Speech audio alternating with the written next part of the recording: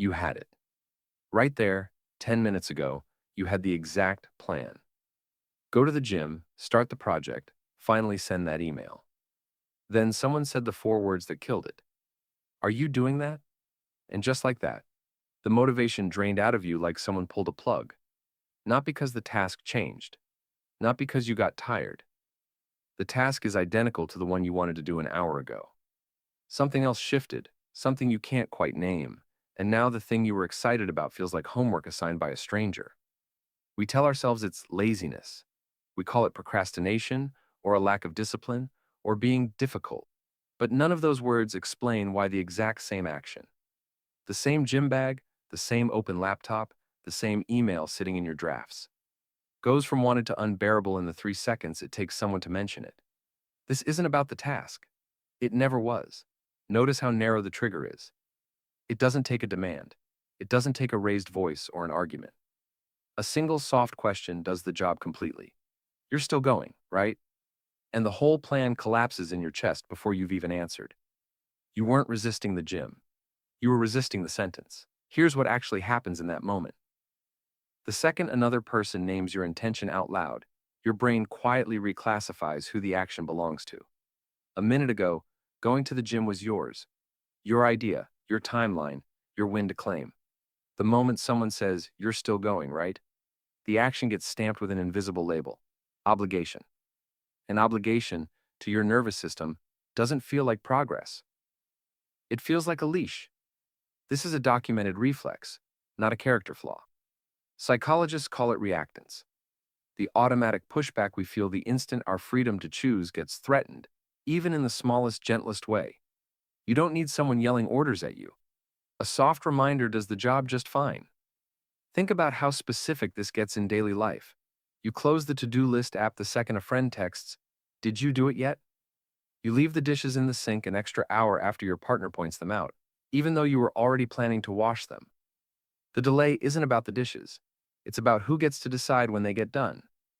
But here's the catch. The cost of this reflex is bigger than a skipped workout or a late email. Every time someone else's mention hijacks your plan, you learn, quietly, without noticing, that your own intentions aren't stable enough to survive contact with another person's opinion. You start keeping your plans smaller, vaguer, more private. You stop telling people what you're going to do, not because you don't trust them, but because you don't trust your own motivation to survive being witnessed. That's the real price, not the missed gym session. The slow erosion of believing your own follow-through belongs to you, and it compounds. The people who love you the most, partners, close friends, parents, end up triggering this the hardest because they're the ones who care enough to ask. So the closer someone is to you, the more likely their gentle nudge is to backfire completely. You snap the laptop shut the second your roommate glances at the screen, not because you're hiding anything, but because being watched turned your work into a performance you didn't agree to give. There's a reason distance doesn't protect you from this the way you'd expect. A stranger's opinion about your gym schedule barely registers, because a stranger has no claim on who you are. Someone who loves you does.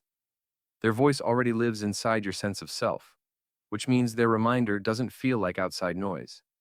It feels like a second vote on a decision you thought was already yours alone. That's why a coworker mentioning your deadline barely stings, while your partner asking the same question in a warmer tone can somehow land harder. Notification systems run into the identical wall. An app that reminds you to meditate, exercise, or drink water starts out helpful and slowly turns into the exact voice you're avoiding. A small red badge standing in for someone standing over your shoulder. People don't disable these reminders because the habit stopped mattering. They disable them because the app quietly became the one holding the leash. We start to notice this contradiction and don't know what to do with it. The people who want the best for us seem to be the ones who make us do the least. So we assume something is wrong with us. Weak willpower, bad discipline, a resistance to being helped. Here's a smaller version of the same thing worth naming. You reread the same paragraph 3 times after a coworker says you should really read this, even though the words haven't changed and you were interested a moment earlier. The sentence stopped being information.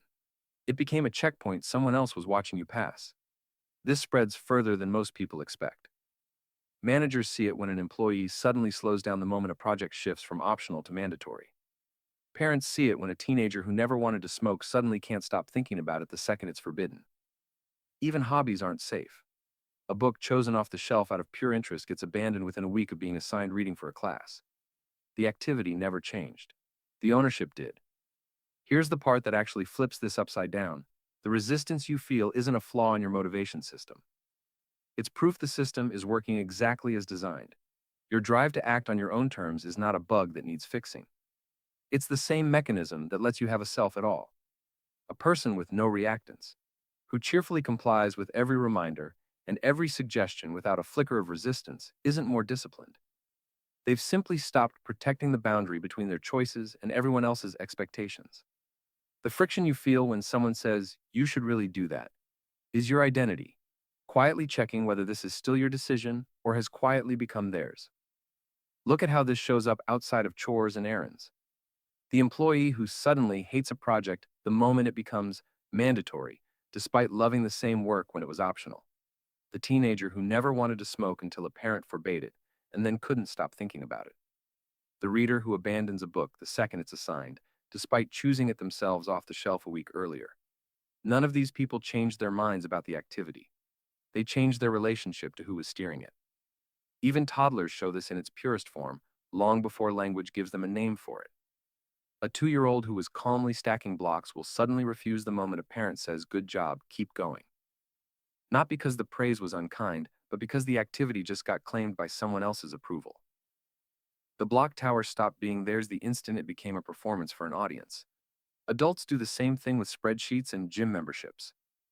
The mechanism never grows out of us. It just gets quieter and harder to spot. This reframes the whole pattern. You're not someone who can't follow through. You're someone whose sense of ownership is unusually sensitive to outside pressure, which, stated differently, means you have a strong, active sense of self. The very trait that makes you frustrating to remind is the same trait that makes you capable of building a life that actually feels like yours, instead of one assembled entirely out of other people's expectations. We all do it. Even the strongest version of you does this. It's not a sign of immaturity. It's the same wiring that once kept a child insisting, "I can do it myself," while buttoning a coat wrong 3 times in a row rather than accept help.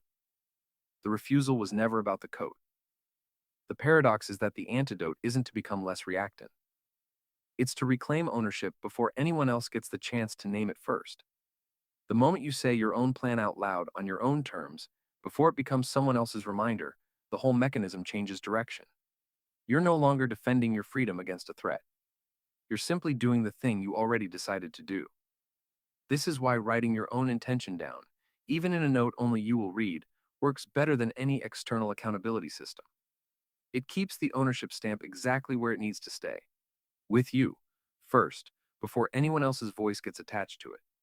It also explains why the people closest to you can help more by asking a different kind of question. Not "Did you do it yet?" which restates the task as theirs to monitor, but something closer to "How's it going?" which leaves the steering wheel in your hands. Small shift in wording.